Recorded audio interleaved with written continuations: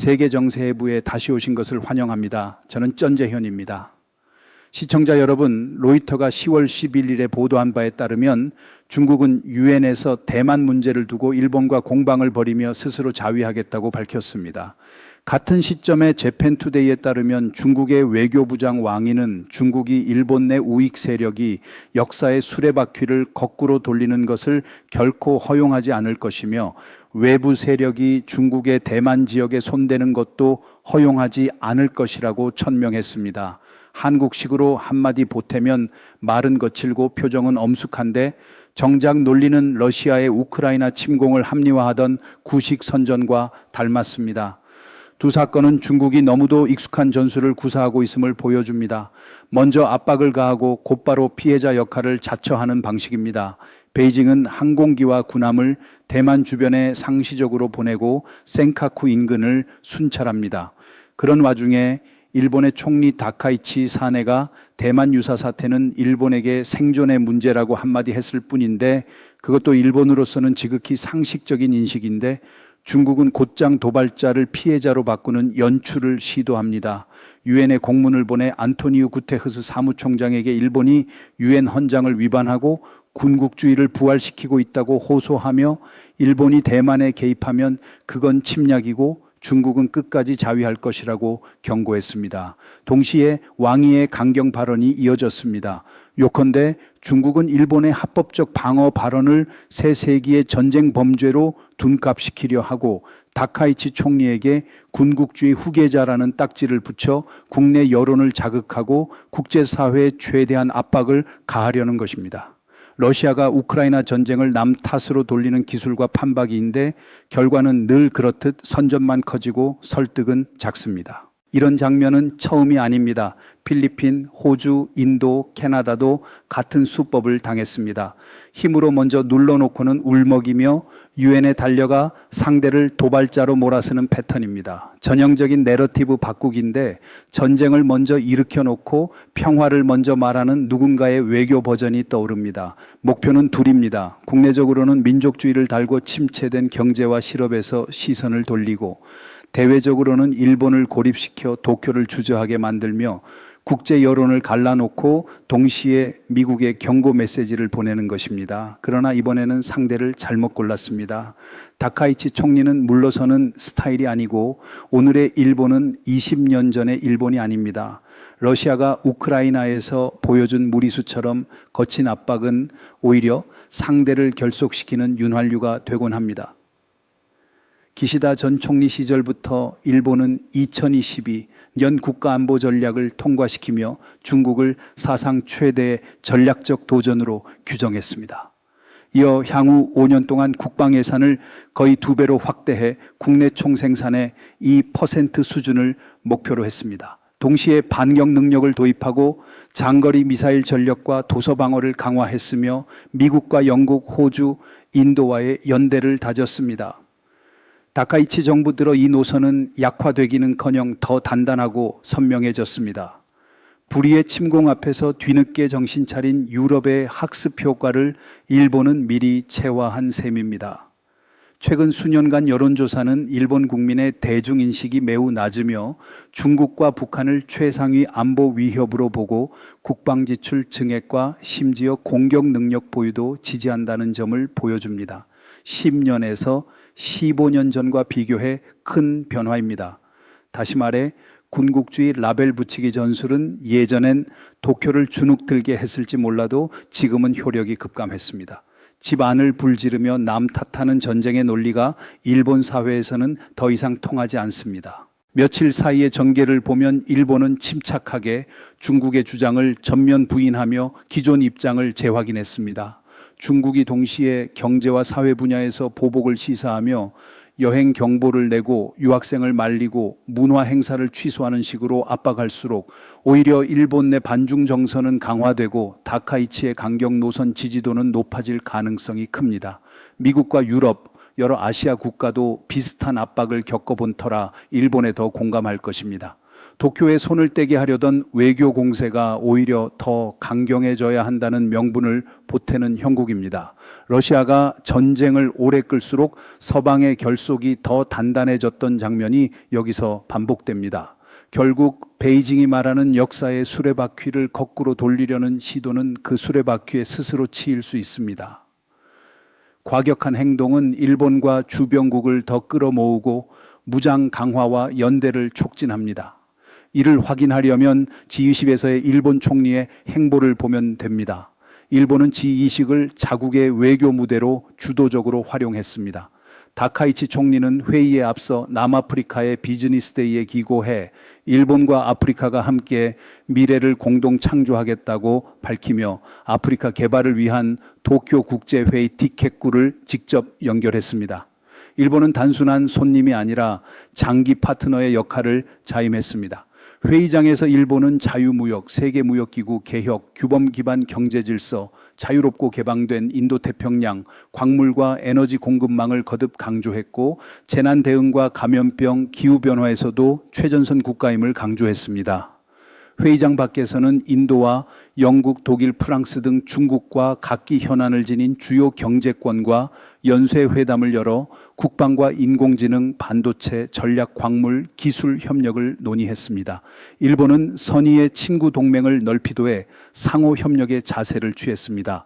러시아의 침공이 세계 질서를 흔든 뒤 규범과 연대의 의미가 더 커졌다는 점을 일본은 묵묵히 활용하고 있습니다. 올해 G20에서 보인 일본의 행보는 유럽연합과 영국, 캐나다, 호주, 인도, 한국과의 유대를 한층 조여 대중경제기술 의존도를 낮추려는 것입니다. 동시에 외교적 안전망을 짜 중국의 일방적 압박에 대비합니다. 심지어 일본은 재난저감, 보건, 인프라, 대지진과 쓰나미 이후의 회복 경험 등에서 솔루션 제공자로 등장합니다. 아프리카와의 관계에서도 후발주자가 아니라 오랜 파트너임을 상기시키며 중국과 영향력 경쟁에 나섭니다. 누군가는 탱크로 국경을 넘지만 누군가는 규범과 연대로 문을 엽니다. 중국은 일본의 군국주의 부활이라는 라벨을 붙이고 일본과 대만, 미국의 협력을 중국 내정 간섭 프레임으로 몰아가려 합니다. 이런 맥락에서 G10은 일본이 인도, 유럽연합, 영국, 프랑스, 독일과 함께 국제규범 다변화, 지속가능 발전의 언어로 서서 일본이 외톨이 파괴자가 아니라 더 넓은 가치 연대의 일원임을 보여주는 무대가 되었습니다. 전쟁이 규범을 짓밟을수록 규범은 더 큰 연대를 만들어냅니다. 일본은 중국을 겨냥한 부정적 연대에만 머무르지 않고 북반구와 남반구를 잇는 가교 역할까지 노립니다.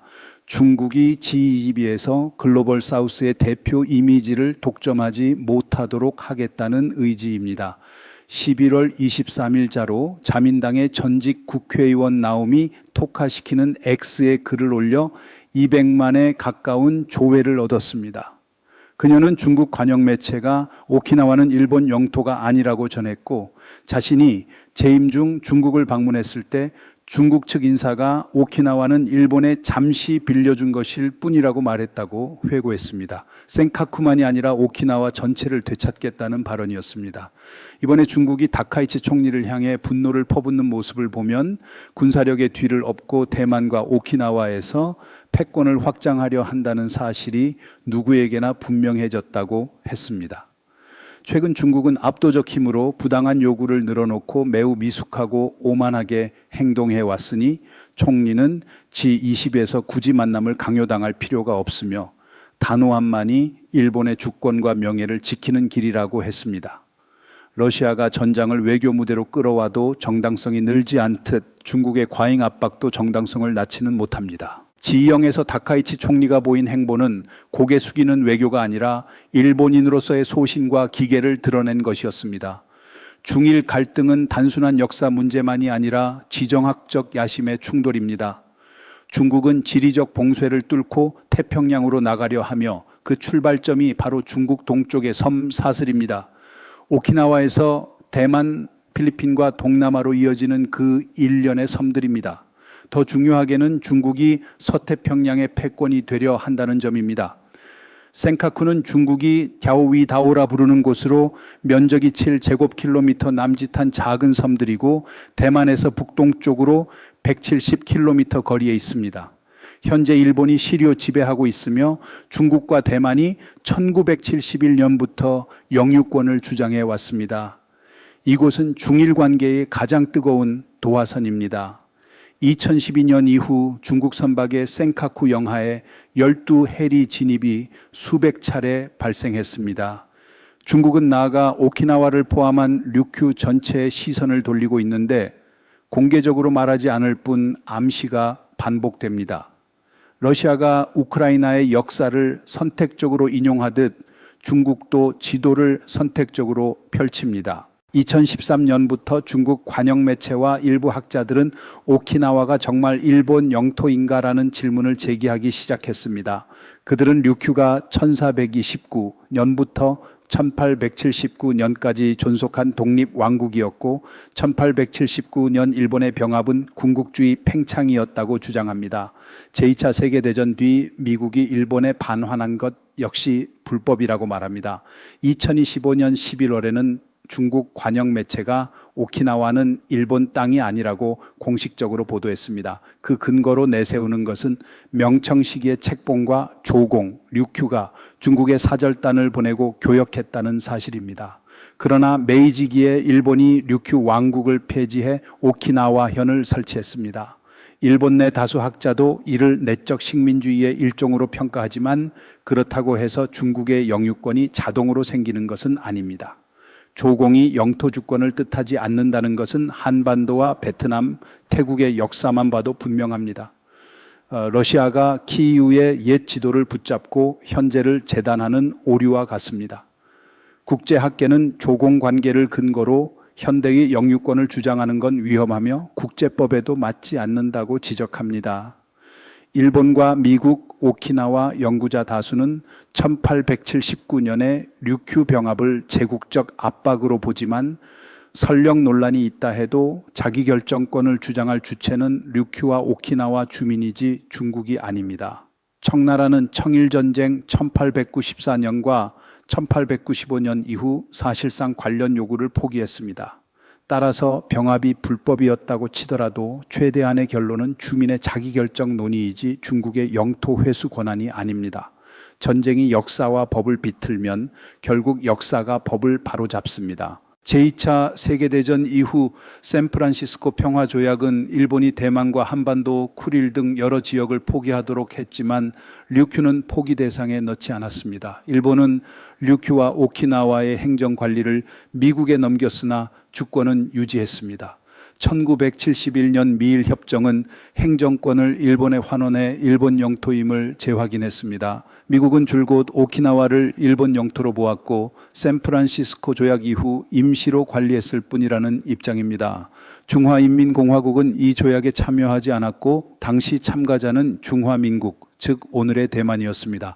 1972년 미일 관계 정상화 때도 베이징은 오키나와 문제를 제기하지 않았습니다. 1972년부터 2012년까지 중국의 공식 성명은 오키나와가 일본 영토임을 사실상 수용했고 분쟁의 초점은 센카쿠였지 류큐 전체가 아니었습니다. 2012년에서 2013년 사이 센카쿠 갈등이 고조되자 일부 학자와 매체가 오키나와를 거론하기 시작했지만 중국 외교부는 모호성을 유지했습니다. 국제법적으로 이는 중국에 불리합니다. 장기간 이의를 제기하지 않은 사실상의 수용이 누적되었기 때문입니다. 오늘날 주요 강대국이나 국제기구 가운데 오키나와가 중국 땅이라고 지지하는 곳은 없습니다. 지도를 다시 칠한다고 세계가 새 지도를 따라 그려주지는 않습니다. 러시아가 점령지에 급히 표지판을 바꾼다고 국제법이 바뀌지 않는 것과 같습니다. 중국은 남중국해에서도 같은 논리를 펴왔습니다. 고대의 어로 기록과 지도 조각을 근거로 역사적 권리를 주장하며 이른바 구단선을 밀어붙였습니다. 그러나 17세기에서 19세기 자료 다수는 파라셀과 스프레틀리를 안남과 베트남의 활동권과 연결합니다. 반면 청대지도의 최남단은 하이난에 멈춘 경우가 많았습니다. 바다는 역사적 기억의 바다가 아니라 법과 합의의 바다라는 사실을 상기해야 합니다. 러시아가 전장을 지도 위에서 옮겨 그리듯 중국도 기억을 지도로 바꿉니다. 중국이 왜 사람도 자원도 변변치 않은 작은 섬 무린 센카쿠를 탐하는가를 이해하려면 섬 하나가 아니라 사슬 전체를 봐야 합니다. 센카쿠는 전체 요리일 뿐이고 진짜 본 요리는 오키나와입니다. 전략 지도에서 이른바 제1도련은 수십 년 동안 미일이 중국 인민해방군 해군의 태평양 진출을 억제하는 자연 방벽이었습니다. 센카쿠는 그 방벽의 경첩 같은 곳이어서 여기서 균열이 생기면 방어 구조 전체가 휘고 중국이 동쪽으로 나갈 문이 활짝 열립니다. 센카쿠를 장악하면 일본의 세 가지 주요 해상 통로를 감시하기 유리합니다. 미야코 해협, 이시가키와 요나군이 인근의 해역, 필리핀으로 이어지는 바시 해협입니다. 평시와 전시를 막론하고 일본과 미국, 대만의 함정은 이 문턱을 지나야 합니다. 센카쿠를 잡는다는 건 이 교통동맥의 심장을 쥐는 것입니다. 공격자는 앞으로 나가고 수비자는 움츠러들거나 우회해야 합니다. 러시아가 흑해의 좁은 목을 틀어쥐려 했던 이유와 닮았습니다.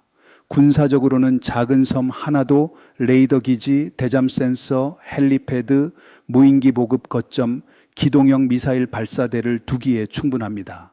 몇 가지 장비만으로도 중국은 접근 거부, 영역 거부의 범위를 오키나와 관문까지 밀어낼 수 있고 그 순간 미군의 출입과 활동은 상시적으로 감시와 위협을 받게 됩니다. 오키나와라는 안전한 전진 후반기 칼끝으로 바뀌는 것입니다. 중국이 센카쿠의 상시 군사 존재를 두는 것만으로도 이 지역의 작전 지도는 크게 달라집니다. 게다가 센카쿠는 중국이 애용해 온 회색지대 전술의 실습장입니다. 스스로의 영의 순찰이라는 구실 아래 해경과 해상민병대를 수시로 드나들게 하면서 일본의 대응을 마모시키고 현장 데이터를 축적합니다. 남중국해에서 효과를 본 방식 그대로입니다. 분쟁을 상시화하면 중국은 오키나와에 가까워지고 류큐 문제에 관한 선전도 강화됩니다. 러시아가 전선에서 소모전을 길게 끌며 상대의 정치적 피로를 노리는 법과 비슷한 수법입니다. 중국의 류큐 발언은 즉흥이 아니라 보다 먼 목표를 위한 여론 준비와 논리적 포석입니다. 센카쿠는 디딤돌이고 미군의 최대 아시아 거점이 모여있는 오키나와가 본상입니다. 그러나 그곳은 쉬운 먹잇감이 아닙니다. 오키나와는 동아시아에서 미군이 가장 공들인 전진기지의 심장입니다. 가데나 공군기지는 미군의 대형 공군기지 가운데 하나로 F-15와 F-22가 순환 배치되고 정찰기와 공중급유기, 전자정의가 상시 운용됩니다. 후텐마와 캠프 슈와브 등 해병대 기지도 촘촘합니다.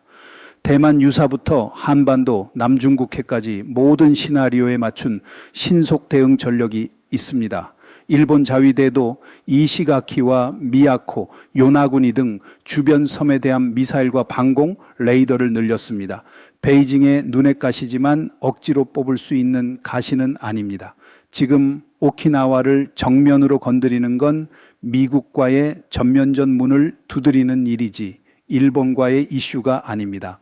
러시아가 나토의 최전선을 만지작거리다 겪은 현실을 중국도 모를 리 없습니다.